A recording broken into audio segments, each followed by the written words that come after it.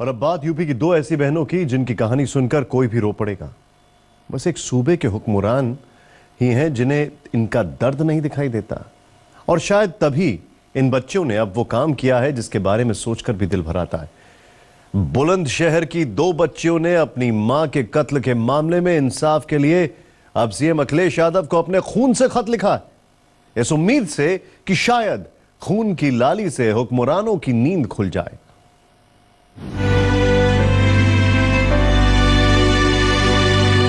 Torture करते रहते थे, मेंटली भी और फिजिकली भी, कि कोई बेटा नहीं। तो हमने जंगले में से देखा कि वो लोग सब मम्मी को मिलकर जला रहे थे। मम्मी और मैं उनके घर पर पहुंच गए। हमने देखा हमारी बड़ी बहन जली पड़ी है। पहले तो सालों साल आंखों के सामने गुजरा मां पर जुल्म सितम का लंबा सिलसिला, फिर आंखों के सामने ही मां की जलाए जाने से हुई दर्दनाक मौत, और अब मां के गुनहगारों को सजा दिलाने के लिए खुद अपने खून से खत लिखने की ये मजबूरी। इन बेटियों का दर्द सिर्फ एक शहर ही नहीं बल्कि उन्हें जानने वाला हर कोई महसूस कर रहा है। बस सूबे के सियासी हुक्मरानों के कानों तक ही इन मासूमों की फरियाद नहीं पहुंचती, और तभी इस बेटी को अब अपने खून से राज्य के मुखिया यानी सीएम अखिलेश यादव को यह खत लिखना पड़ा है। दिल को कचोटने वाली यह कहानी है यूपी के बुलंदशहर की। जी हां, उसी शहर की जहां कुछ रोज पहले ही हाईवे पर मां बेटी के साथ हुए गैंगरेप की वारदात ने पूरे देश को हिला दिया था।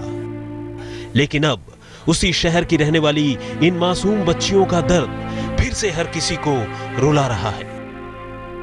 दरअसल इल्जाम यह है कि इनकी मां भी इस देश की लाखों महिलाओं की तरह दहेज और बेटा पैदा न कर पाने की गलती की भेंट चढ़ गई। ससुराल वालों ने इन मासूम बच्चियों के सामने ही उनकी मां को 14 जून को जिंदा जला दिया, जिसके बाद उनकी मौत हो गई।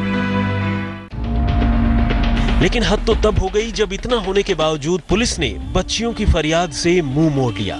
ससुराल वालों के खिलाफ बहुत मुश्किल से रिपोर्ट लिखी गई, लेकिन कार्रवाई ढाक के 3 पात साबित हुई। हमने पहले भी इंक से मतलब पेन से लिख के पत्र भेजा, तो उन्होंने ना कोई कार्रवाई करी, ना कोई उनका उस पर रिप्लाई आया। तो हमने फिर इस वजह से अब सोचा कि इंक की बात तो शायद उनके सुनाई में नहीं आई, तो इस वजह से हमने खून से लिखने का निर्णय किया। कोई न्याय की उम्मीद नहीं है। पुलिस हैं, आईओ जो है इसमें कमलेश शुक्ला जी हैं, वो मुजरिमों से मिले हुए हैं। उन्होंने सारे नाम निकाल दिए और 302 से मुकदमा 306 कर दिया। मुख्यमंत्री जी जरा सोचें, अभी खून से खत लिखने हैं, लेकिन जब काली स्याही से वोट बैलेट पर लिखेंगे तो नुकसान बहुत होगा।